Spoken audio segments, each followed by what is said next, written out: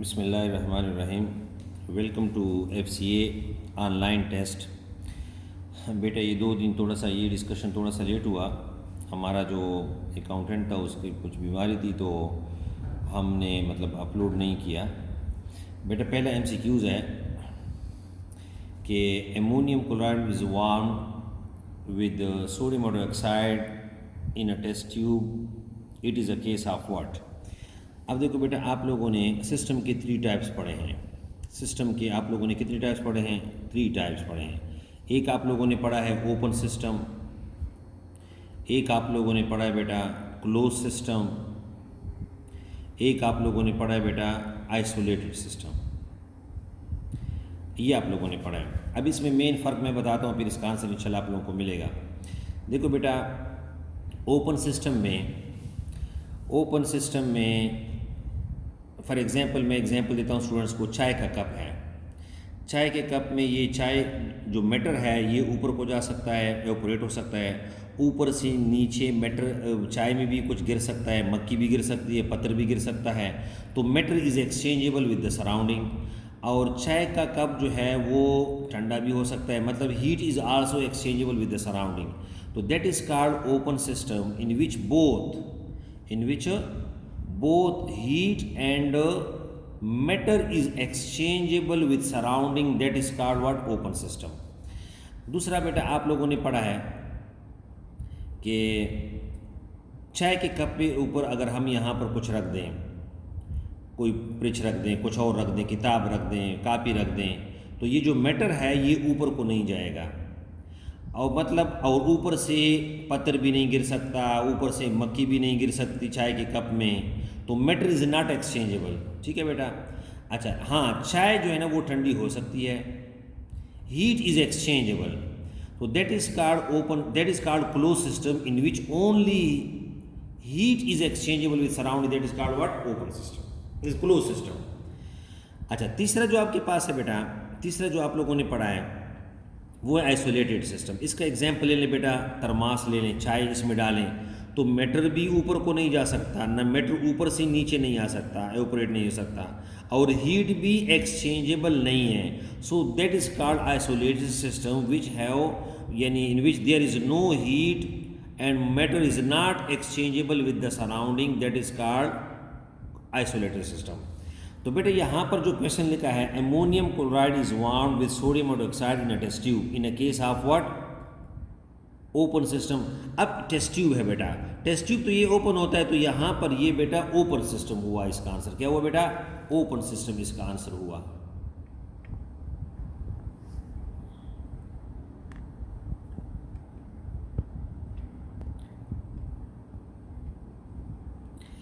अच्छा दूसरा MCQs है बेटा, दूसरा MCQs लिखा है कि the enthalpy change of a reaction, the enthalpy change of a reaction does not depend upon initial final state, उस पर डिपेंड करता है, स्टेट ऑफ रिएक्शन एंड इस पर भी डिपेंड करता है। तीस ऑप्शन ये है different intermediate reaction. Intermediate reaction पे वो डिपेंड नहीं करता क्योंकि इनिशियल और फाइनल स्टेट पे डिपेंड करता, दरमियान में डिपेंड नहीं करता। ऑप्शन सी हुआ यहाँ पर। अच्छा तीसरा क्वेश्चन है बेटा, which of the following is not endothermic reaction? Endothermic reaction नहीं है। देखो बेटा, एंडोथर्मिक वो रिएक्शन होता है जिसमें हीट एब्जॉर्ब होता है, और एक्सोथर्मिक रिएक्शन वो होता है जिसमें हीट क्या होता है? इवॉल्व होता है। तो कंबस्शन का लफ्ज़ यहाँ पर लिखा है बेटा, कंबस्शन ऑफ मीथेन। कंबस्शन का लफ्ज़ जब भी आप लोग सुनते हैं तो इसमें हमेशा हीट इवॉल्व होगा, मतलब एंडोथर्मिक नहीं होगा, ये एक्सोथर्मिक है। तो इसका आंसर क्या हुआ बेटा? Which of the following is not endothermic reaction? ये जो है ये एंडोथर्मिक रिएक्शन है। बाकी डिकम्पोजिशन ऑफ वाटर, वाटर जो है, वाटर जब ये डिकम्पोज होगा, ये जो डिकम्पोज होगा तो हम इसको हीट की ज़रूरत होगी। इसी तरीके से डिहाइड्रोजनेशन की भी है, conversion of graphite to diamond, ये भी आपके पास एंडोथर्मिक रिएक्शन है। तो एक जो आपके पास है वो वाला नहीं है। अच्छा दूसरा क्वेश्चन है बेटा कि the amount of heat required to raise the temperature of 1 mole of a substance through 1 kilo, that is called thermal chemistry. ये तो आप लोगों ने पढ़ा होगा। अच्छा ये जो थोड़ा सा न्यूमेरिकल वाला क्वेश्चन है, लिखा है 16 number, the work done by a system is a 10 joule when 40 joule heat is supplied it. What is the increase in a internal energy of a system? अब देखो बेटा, आप लोगों ने एक फार्मूला पढ़ा है बेटा। फार्मूला ये पढ़ा है कि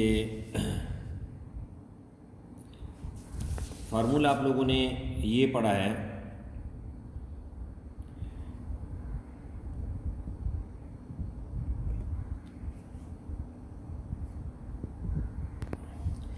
ये जो आपके पास है is equal to heat is equal to Q is equal to E plus work. तो यहाँ पर आपके पास है बेटा क्वेश्चन आपके पास है the work done by system is 10 joule. Work done कितना है बेटा? 10 जूल है। अच्छा, आपसे क्या मांगा जा रहा है? हाँ, when 40 joule heat is supplied, 40 joule ये आपके पास है, 40 जूल आपने हीट सप्लाई किया और या इज इक्वल टू, तो आप ये मालूम कर सकते हैं ई को इधर ही छोड़ दें, 10 को इधर लेके आएँ तो आपके पास आएगा E is equal to 40 minus 10। तो आपके पास कितना आंसर आ गया बेटा? 30। तो ये ऑप्शन आपके पास हुआ बेटा थर्मल, तो ऑप्शन ए। अच्छा, क्वेश्चन नंबर ये है 17, which are the following reaction define heat of formation. बेटा ये डिफिनीशन आप लोगों ने पढ़ा है कि हीट ऑफ फॉर्मेशन किसे कहते हैं? When 1 mole of compound is formed from its elements. ये लफ्ज़ ज़रूरी है बेटा, फ्रॉम इट्स एलिमेंट्स। अब देखो बेटा, एलिमेंट्स ये लफ्ज़ आपकी बुक में लिखा है, फ्रॉम इट्स एलिमेंट्स,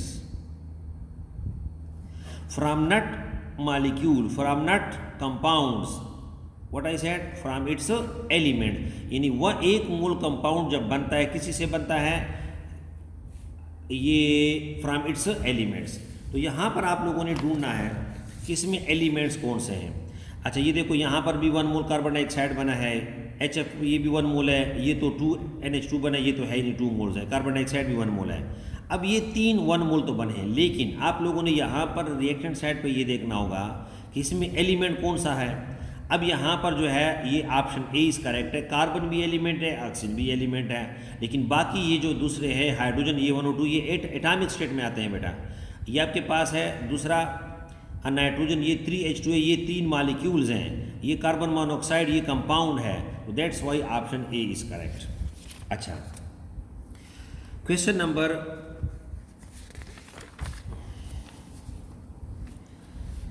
क्वेश्चन ये है कि दूसरा क्वेश्चन ये है, बस ये थोड़ा सा इसमें यहाँ पर वीडियो भी अपलोड करना थोड़ा सा मुश्किल काम है। इंशाल्लाह कमिंग वेडनेसडे से इंशाल्लाह हम अकेडमी भी का टेस्ट ले रहे हैं, फ़िज़िकल टेस्ट, और ऑनलाइन भी इंशाल्लाह होंगे। तो जो यहाँ पर पेशावर वाले हैं वो खामखा यहाँ पर इसमें तो ये लाइव इंशाल्लाह हमारी क्लास होंगी, तो डिस्कशन भी होता है, बोर्ड पे मतलब होता है, काफ़ी अच्छा लगता है, क्वेश्चन आंसर भी होते हैं। बहरहाल कोशिश करते हैं यहाँ पर भी कि आप लोगों को थोड़ा बहुत समझ आ जाए। अच्छा, क्वेश्चन ये है कि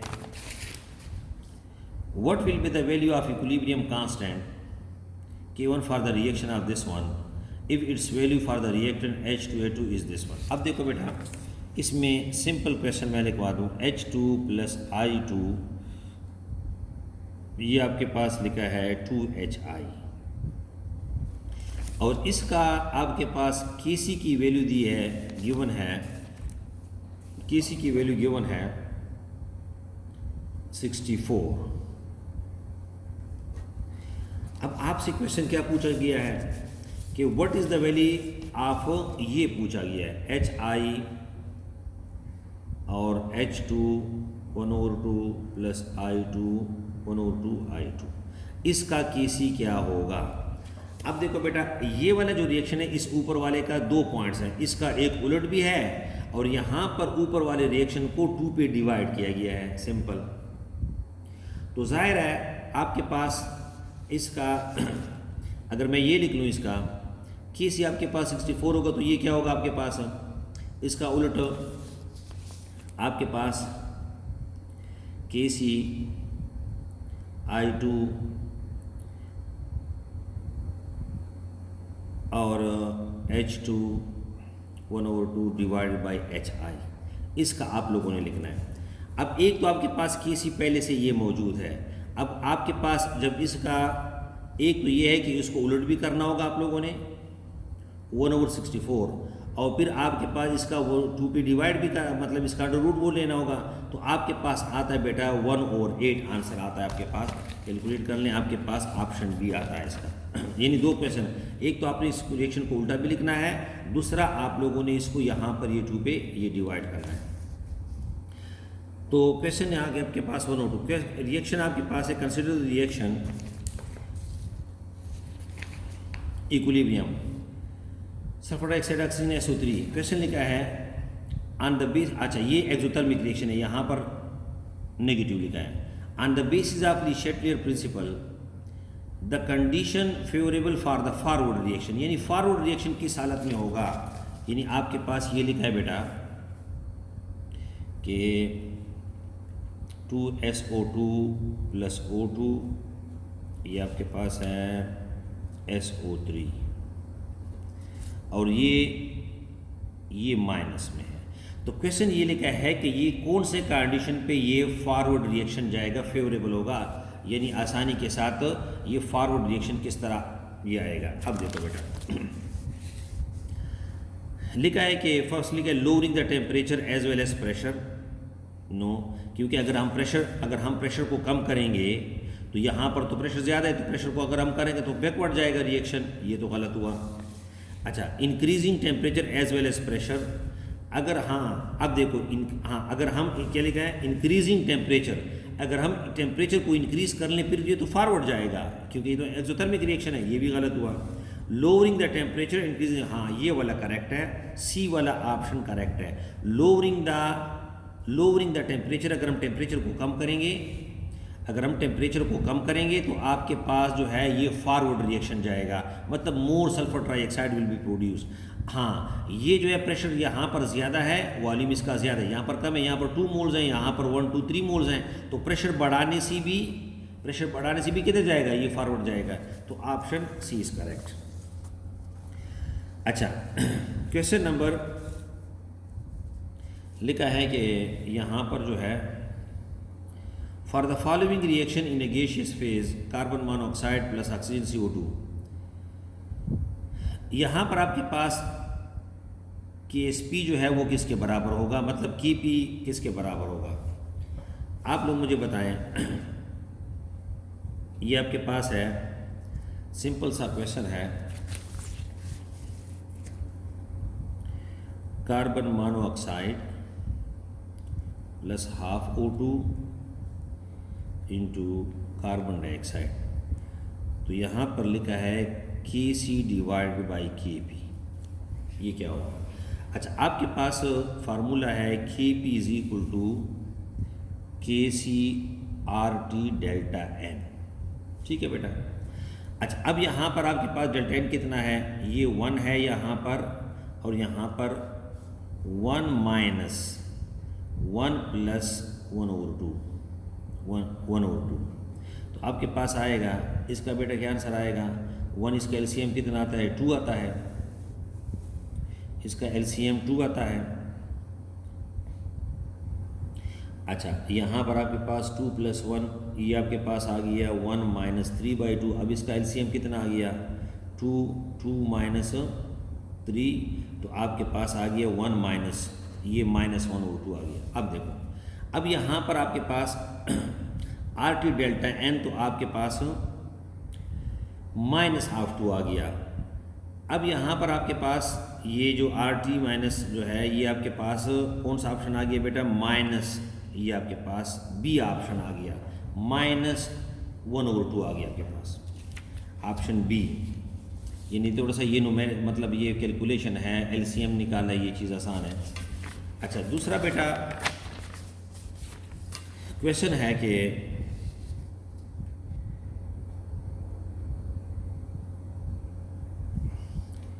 इन इक्विलिब्रियम, ये क्वेश्चन है बेटा, ये आप लोगों को दिखाई दे रहा है। An equilibrium mixture of the reaction 2H2S plus 2H2O plus S2 had 1 mole of H2S, 0.2 moles of H2 and 0.8 moles are in a 2-liter flask. The value of Kc in liquid, this one. अच्छा, इसमें भी थोड़ा सा एक point है बेटा, देखो ये मैं लिखवा दूँ आप लोगों को। ये आपके पास है इक्वेशन है H2S H2 प्लस S2, ठीक है। अब क्वेश्चन क्या कहता है, हैड 1 मोल ऑफ H2S, आपके पास ये 1 मोल है बेटा, 0.2 मोल्स आपके पास है, क्या नाम है, ये H2 है, और आपके पास 0.2 मोल H2 and 0.2 moles of S, ये आपके पास है। सल्फर जो है वो आपके पास है बेटा S2 नहीं है, ये S है, S2 नहीं है, S है, सल्फर S2 तो नहीं होता। ये आपके पास है, ये पेपर में गलत लिखा था, S2 ये आपके पास है 0.8 और ये आपके पास है 0.2।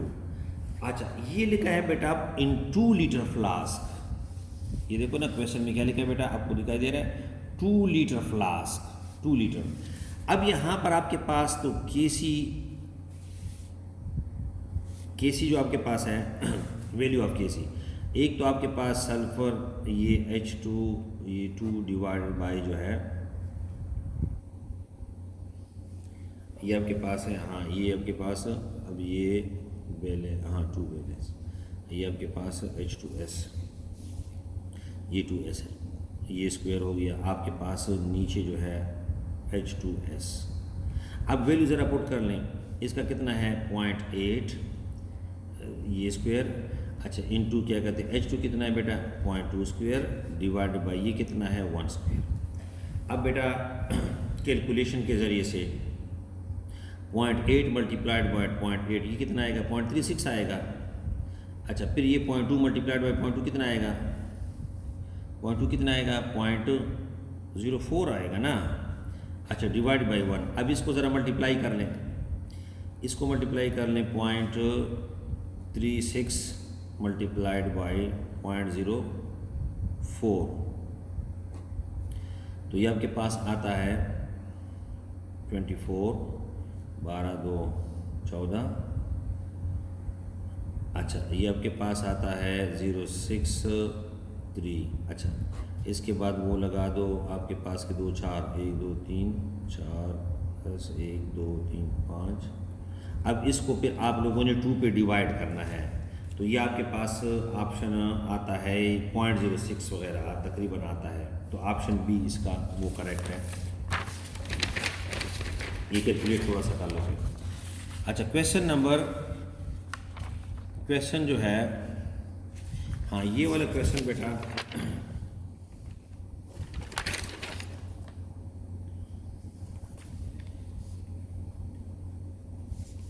ये क्वेश्चन लिखा है the conjugate acid of NH2 is minus लिखा है, ये आपके पास इसका आंसर है बेटा NH3।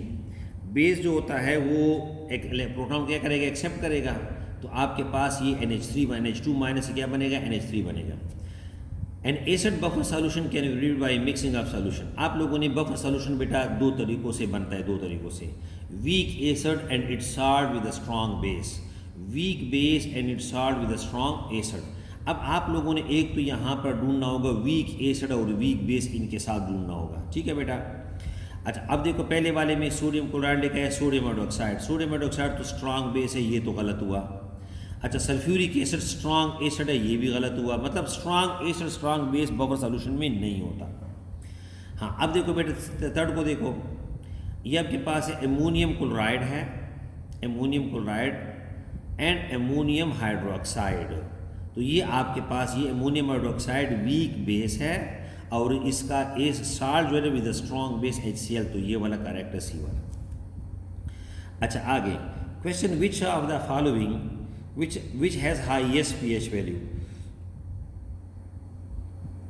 अब मुझे बताएं हाईएस्ट pH वैल्यू जो सबसे एसिडिक होगा वो इसका जो हाई एसिडिक होगा तो इसकी pH वैल्यू क्या होगी कम होगी, जितना ज़्यादा बेसिक होगा उसकी pH वैल्यू क्या होगी ज़्यादा होगी। अब देखो ये पहले वाला जो है बेटा लिखा है पोटाशियम एसिटेट लिखा है, पोटाशियम हाइड्रोक्साइड और वीक से बना है, तो पोटाशियम हाइड्रोक्साइड तो बेसिक हुआ और ये वीक एसिड हुआ, तो ये पीएच की वैल्यू भी ज़्यादा होगी। अच्छा, सोडियम कार्बोनेट है, ये सोडियम हाइड्रोक्साइड और कार्बनिक एसिड से बना है। ये बेटा लिखा है अमोनियम हाइड्रोक्साइड और दूसरा क्या लिखा है HCl, और तीसरा लिखा है सोडियम हाइड्रोक्साइड और यहाँ पर आपके पास sodium potassium HNO3 nitric acid. तो ये भी स्ट्रॉन्ग एसिड है इनके साथ, यहाँ पर भी स्ट्रॉन्ग एसिड है। हाँ, लेकिन यहाँ पर बेटा इन दोनों में सोडियम हाइड्रोक्साइड है, इसका पोटाशियम हाइड्रोक्साइड मोर बेसिक है as compare to sodium hydroxide. तो ऑप्शन आपके पास क्या हुआ बेटा, ये अब देखो दोबारा ज़रा सुने बेटा, पीएच हाईएस्ट पीएच वैल्यू आप लोगों ने पढ़ा है 7 से कम होगा एसिडिक होगा, 7 से ज़्यादा होगा बेसिक होगा, पीएच ज़्यादा होगा उतना बेसिक होगा। तो पहले वाला इसलिए करेक्ट है कि ये बेटा बना है पोटाशियम हाइड्रोक्साइड और एसिटिक एसिड से बना है, तो potassium hydroxide is more basic है as compare to sodium hydroxide. तो जब जितना ज़्यादा बेसिक होगा उतना पीएच इसकी क्या होगी, ज़्यादा होगी। लेकिन बाकी में तो यहाँ पर ऐसे स्ट्रॉन्ग एसिड है, यहाँ पर भी स्ट्रॉन्ग एसिड है और यहाँ पर वीक एसिड है इन दोनों में, तो ऑप्शन ये वाला करेक्ट है। अच्छा, फिर क्या लिखा है बेटा question, for N2 + 3H2 2NH3 Kp is equal to, अब मुझे बताएं कि ये किसके बराबर होगा। वो पहले वाला क्वेश्चन है, देखो बेटा कि N2 + 3H2 2NH3 इसका Kp is equal to Kc RT delta N। देखो बेटा ये आपके पास है, ये इसमें डेल्टा N कितना आएगा 2, यहाँ पर number of moles of the product minus number of moles of the reactants, तो 3 + 1 तो कितना आ गया 2 - 4, तो आंसर आता है -2। तो आपके पास आ गया Kp is equal to Kc RT -2। अच्छा, अब ऑप्शन क्या चीज़ें हैं, हाँ ये वाला करेक्ट है ना, सी वाला, Kp से करेक्ट नहीं है, ये आपके पास है सी वाला करेक्ट है, Kc RT -2। अच्छा, question number, in the reaction barium oxide, ये भी इंपॉर्टेंट क्वेश्चन है बेटा, बेरियम ऑक्साइड डाइऑक्साइड, यहाँ पर बेरियम ऑक्साइड बना है और यहाँ पर oxygen, delta H is positive, endothermic reaction है, in equilibrium condition pressure of oxygen depends upon. Question ये कहता है कि यहाँ पर जो ऑक्सीजन का जो प्रेशर बनेगा ये किस चीज़ पे डिपेंड करेगा। यार सिंपल सी बात है कि यहाँ, हाँ ये कौन सा है, ये एंडोथर्मिक रिएक्शन है, तो जितना ज़्यादा हीट देंगे उतना ज़्यादा ये क्या होगा, डिकम्पोज होगा, जितना ज़्यादा डिकम्पोज होगा उतना ज़्यादा ये क्या बनेगा, ऑक्सीजन बनेगा। देखो बेटा बेरियम ऑक्साइड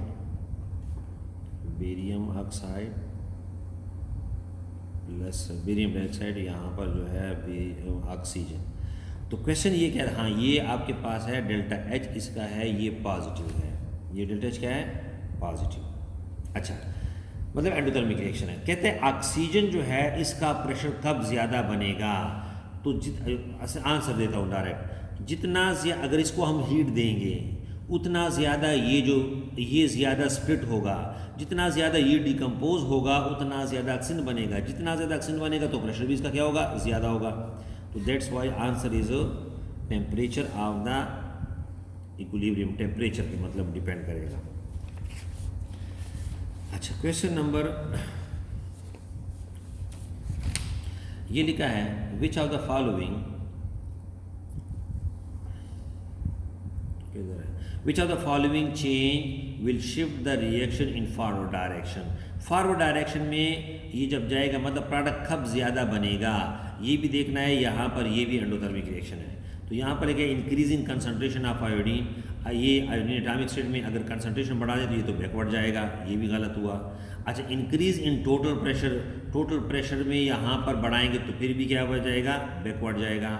हाँ, डिक्रीज इन कंसंट्रेशन ऑफ, अगर कंसंट्रेशन को हम कम करेंगे तो ये क्या किधर जाएगा, फॉरवर्ड जाएगा, और जब फॉरवर्ड जाएगा तो मोर आयोडीन विल बी फॉर्म, तो ऑप्शन सी इज करेक्ट। अच्छा आगे, which of the following equilibrium in gaseous phase would be unaffected by increase in pressure.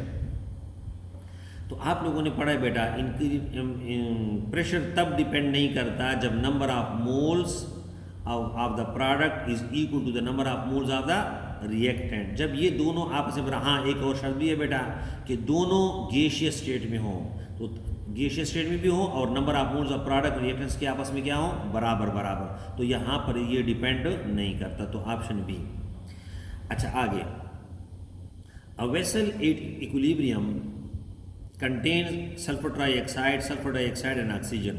Now some helium gas is added so that total pressure increases while temperature and volume remain constant according to Newton's principle of the dissociation of sulfur dioxide. देखो बेटा कहते हैं एक container है, इसमें ये 3 gases पड़े हैं और आप लोगों ने इसमें क्या ऐड किया, हीलियम गैस ऐड किया।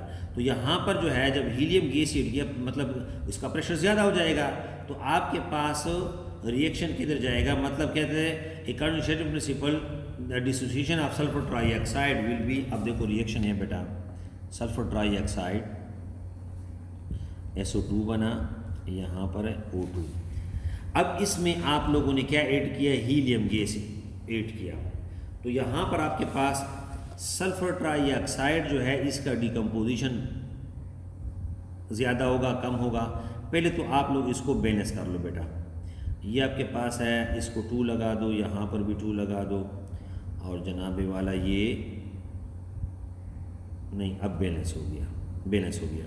अब देखो बेटा, अब यहाँ पर देखो नंबर ऑफ मोल्स 2 हैं, यहाँ पर नंबर ऑफ मोल्स क्या हैं, ये 1, यहाँ पर ऑक्सीजन है तो 1 + 2 कितने हो गए, 3 हो गए। यहाँ पर आपके पास इस प्रोडक्ट साइड पे 3 मोल्स हैं, यहाँ पर 2 मोल्स हैं, तो यहाँ पर वॉल्यूम ज़्यादा है, तो प्रेशर बढ़ाने से किधर जाएगा, ये बैकवर्ड जाएगा, और जब बैकवर्ड जाएगा तो इसकी डिकम्पोजिशन जो है सल्फर डिकम्पोजिशन क्या हो जाएगी, कम हो जाएगी, मतलब सल्फर डाइऑक्साइड बनेगा, इससे ये नहीं बनेगा। तो इसका आंसर हुआ बेटा ऑप्शन ए, इसका ऑप्शन हुआ। दूसरा क्वेश्चन है कि the ionisation constant of phenol is higher than that of ethanol because. देखो बेटा ये फिनोल है, ये फिनोल है और ये आपके पास है अल्कोहल है। तो आप लोगों ने तो पढ़ा होगा आयोनाइजेशन किसकी ज़्यादा होगी। दूसरे अल्फाज में ये पूछा गया है कि इसमें से कौन सा ज़्यादा एसिडिक है। ज़ाहिर है जब प्रोटॉन ज़्यादा देगा तो मोर एसिडिक होगा। ये फिनोल ज़्यादा एसिडिक है as compare to what, alcohol. Why. अब देखो बेटा ये आपके पास है, ये भी प्रोटॉन देता है और ये जो आपके पास है ये भी प्रोटॉन देता है, लेकिन ये कम देता है अल्कोहल और ये जो फिनोल है वो क्या ज़्यादा देता है। ठीक है बेटा। अब यहाँ पर ये क्यों ज़्यादा आसानी के साथ देता है, ज़्यादा आयोनाइज होगा, इसलिए होगा क्योंकि यहाँ पर बेटा देखो ये डीलोकलाइजेशन है, यहाँ पर ये इलेक्ट्रॉन देखो 2 बातों पे डिपेंड करता है बेटा। ये क्यों ज़्यादा डिसोसिएट होगा, क्यों ज़्यादा आयन देगा, ये क्यों कम दे रहा है। देखो अगर यहाँ पर प्रोटॉन और ये है नेगेटिव चार्ज, इसके दरमियान अट्रैक्टिव फोर्स ज़्यादा होता है तो प्रोटॉन आसानी के साथ नहीं निकलेगा। जब आसानी के साथ नहीं निकलेगा तो ये लेस एसिडिक होगा, मतलब लेस आयोनाइज होगा। अगर नेगेटिव चार्ज का मैग्नीट्यूड कम होता है तो इनके दरमियान अट्रैक्टिव फोर्स भी कम होगा। जब अट्रैक्टिव फोर्स कम होगा तो ये प्रोटॉन आसानी के साथ निकलेगा, और जब आसानी के साथ प्रोटॉन देगा तो ये मोर आयोनाइजेबल होगा, मतलब मोर एसिडिक होगा।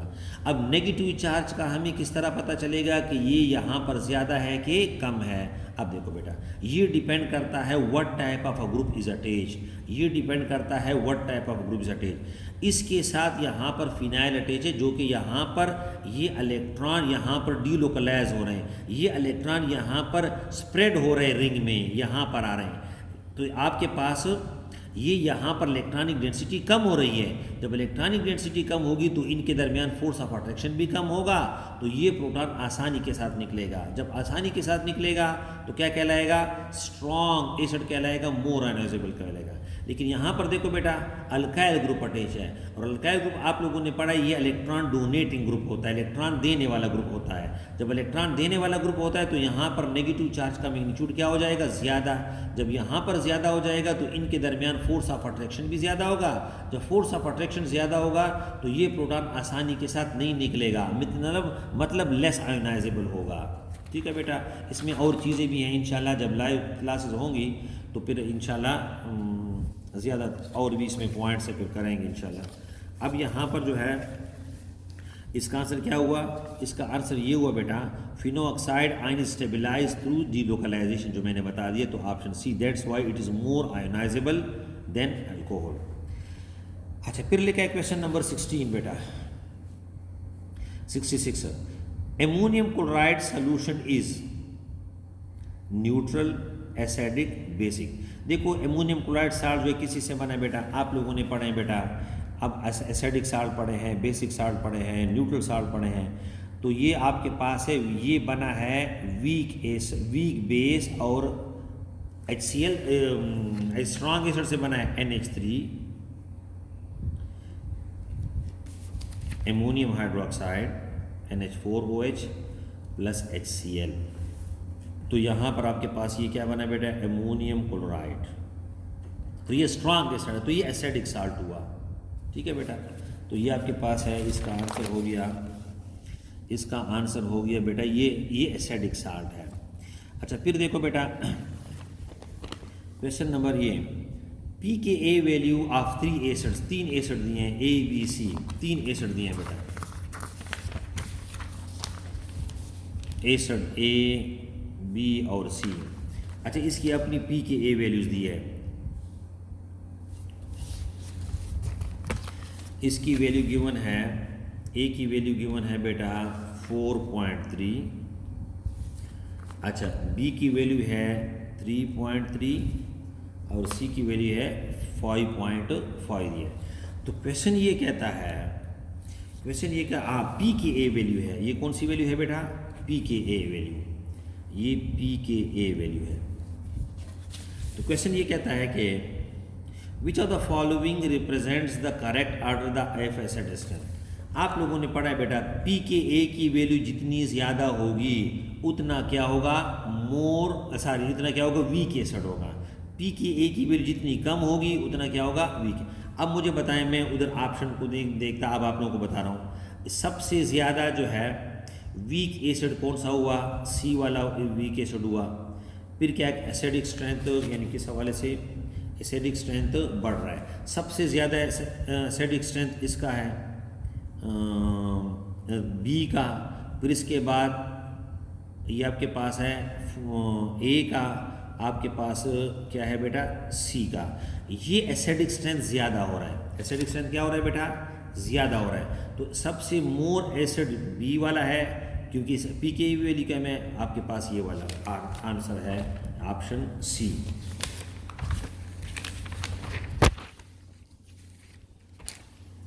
अच्छा,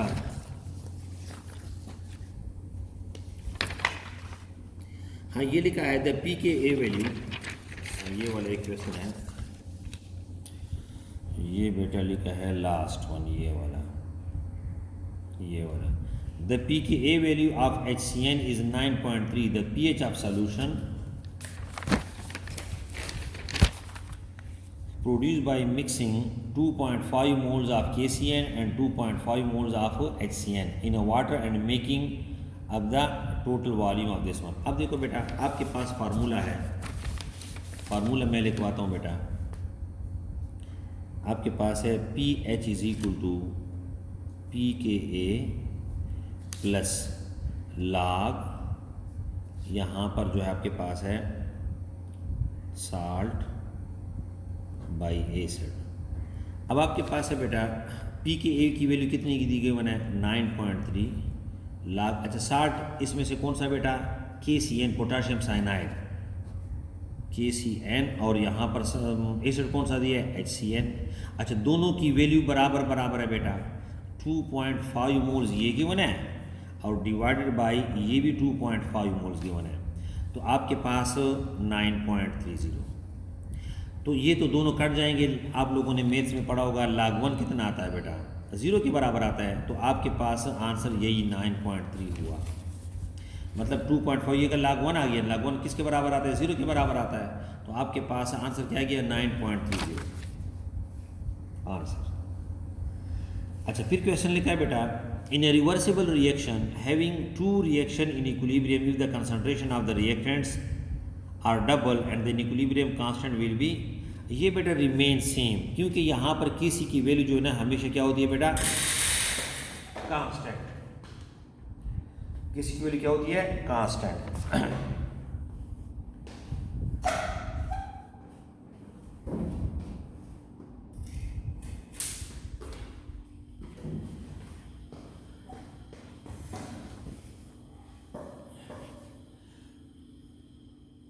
अच्छा, किसी की वैल्यू बेटा क्या होती है, कांस्टेंट। तो ऑप्शन आपके पास क्या आ गया, ये आपके पास सेम आ गया। Question number 85। अच्छा, गिवन द फॉलोइंग, ये आपके पास है, लिखा है कि PCl5 PCl3 + Cl2 ये बनता है, ये भी पॉजिटिव है, एंडोथर्मिक रिएक्शन है। द कंसंट्रेशन ऑफ क्लोरीन, ये पूछा जा रहा है, at equilibrium will be increase, मतलब क्लोरीन की जो वैल्यू कब इंक्रीज होगी। अच्छा, लोअरिंग ऑफ टेम्परेचर, नहीं, टेम्परेचर कम करने से तो बैकवर्ड जाएगा। बाय एडिंग PCl3, ये किधर जाएगा, बैकवर्ड जाएगा। एडिंग फास्फोरस पेंटाक्लोराइड, तो इसकी कंसंट्रेशन बढ़ाने से किधर जाएगा, ये फॉरवर्ड जाएगा। अच्छा, फिर यहाँ पर आपके पास है pH, आपके पास है pH was introduced by Sorensen and it is used for what, for the acidity, basicity, all of these. अच्छा बेटा, ये भी आपके पास है pKb value of ammonium hydroxide is this one, ये बेस दिया है। वो पहले वाला क्वेश्चन मैंने करा दिया, pKa वाला लिखा है, और सेम वही क्वेश्चन है ऑफ अमोनियम हाइड्रोक्साइड। ये अमोनियम हाइड्रोक्साइड कितना है, 1, एंड अमोनियम क्लोराइड ये साल्ट है आपके पास। तो इसको अगर आप लोग कैलकुलेट कर लें तो आपके पास आता है ये 0.37। उसी तरीके से आपके पास ये फार्मूला है POH, तो आपके पास आता है pKb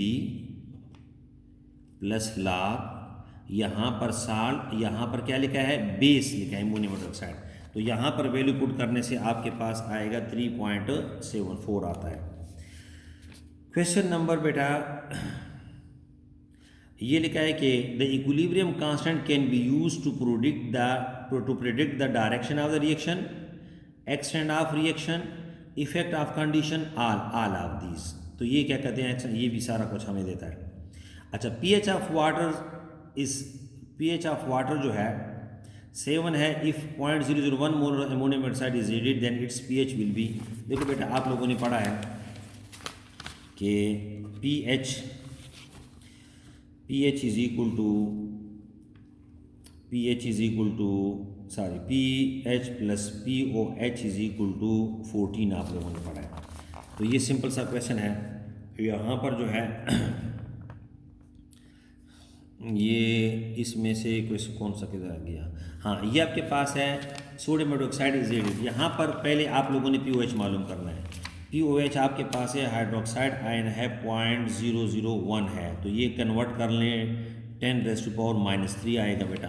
तो पहले मालूम कर ले POH is equal to negative log of hydroxyl ion. तो आपके पास आएगा बेटा -10⁻³ इज इक्वल टू, कितना आंसर आएगा बेटा, 3 आंसर आता है इससे। अच्छा, जब आपके पास ये 3 आ गया तो वैल्यू पुट कर लो। अब pH plus POH is equal to 14। तो pH आपके पास जितना भी है वो तो हम मालूम करते हैं। POH कितना आ गया बेटा, 3, 14 और pH, तो ये जब इधर आएगा तो कितना आएगा बेटा, 11 आंसर आएगा। 11, 14 माइनस 3 कितना था, 11। अच्छा बेटा, इधर वो कहते हैं कि 40 मिनट से ज़्यादा फिर अपलोड नहीं होती है। ये इसमें थोड़े से बहुत ही कंसेप्चुअल क्वेश्चन अभी रहते हैं, वो ज़रा पहले मैं करा दूँ। एक तो ये है कि यहाँ पर कुछ क्वेश्चन दिए हैं कि लिखा है बेटा कि which one of the following can not be branched acid. ये वाला क्वेश्चन देखो बेटा, बड़ा इंपॉर्टेंट क्वेश्चन है। हमें किस तरह पता चलेगा कि कौन सा ये प्रोटॉन दे सकता है, कौन सा प्रोटॉन नहीं दे सकता। Can not be branched acid. अब देखो बेटा, इसको समझाने के लिए मैं एक एग्जांपल देता हूँ। देखो बेटा, आप लोगों ने एसिटिक एसिड तो पढ़ा होगा, और आप लोगों ने इसको जब डिसोसिएट करते हैं तो आप लोग ये लिखते हैं, देखो बेटा आप लोग ये लिखते हैं। अब आप लोग मुझे बताएं यहाँ पर कितने हाइड्रोजन हैं? 3 ये हैं बेटा और 1 ये है। कितने हाइड्रोजन है? टोटल 4 हाइड्रोजन है। ये कितने डिसोसिएट करता है?